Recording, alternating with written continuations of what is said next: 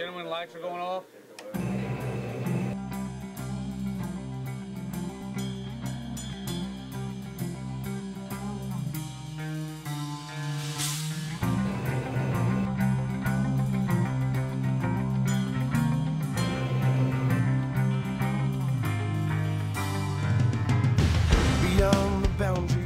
You're dead. I mean, I realize that it's video, but in real life, I mean, it's going to be hectic. Bombs going off, guns going off. Children who grew up with Nintendos and Game Boys are now being trained for the war on terror. Anybody carrying AKs is bad guys. War is no game, but most of the soldiers in the 163rd are part of the video game generation, and that plays a huge role in how the Army trains them. Video games are kind of a mainstay of any teenager now. As they move on into the military, they're ready to go. They're ahead of most of us. First Lieutenant Jeffrey Hurst is in charge of training the 163rd on virtual convoy operations. In a small trailer at the Fort Wendell Training Center in Kentucky, the 163rd worked together to defeat the enemy in virtual reality. Calling in checkpoints and stuff like that. That's why you have that. That's why you went through your Frago. What does give our guys a little bit of an idea, a little bit of orientation of what they will see when they're moving in a convoy. Shooter games are huge hits with the soldiers, and Captain Tony Kaiser says that's an advantage.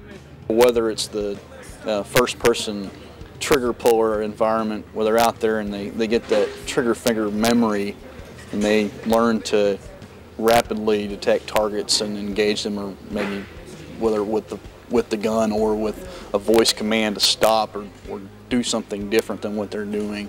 Captain Kaiser says the video game mentality makes it easier to pull the trigger, something the 163rd must be able to do while in Iraq.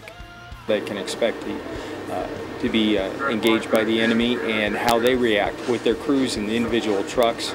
Part of the job of the 163rd Field Artillery Unit is artillery support, and how the Army trains for these type of weapons has changed a lot over the years.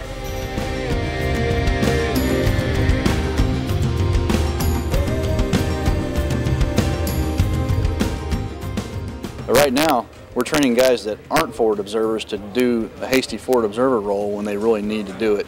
During World War II, the 163rd Field Artillery Unit found itself engaged in combat in the Philippines, where it served honorably and won the Philippine Presidential Unit Citation.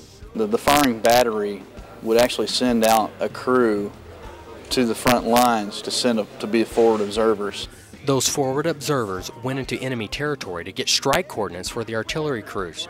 Today, satellites, digital binoculars, computers, and giant digital screens make the job of the 163rd much safer.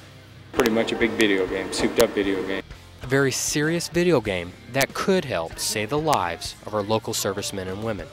With Evansville's 163rd Field Artillery Unit, Jason Claspel, Fox 7 News.